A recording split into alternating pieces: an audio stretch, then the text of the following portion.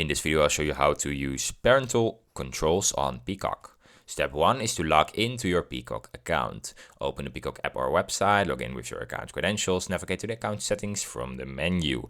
Then you need to set up parental controls. Look for parental controls under settings. Set a PIN to restrict certain content. Choose the rating limits for movies and shows, for example, PG or PG-13. And step 3, save changes and test. Save your parental control settings, log out and log back in to ensure your settings are active.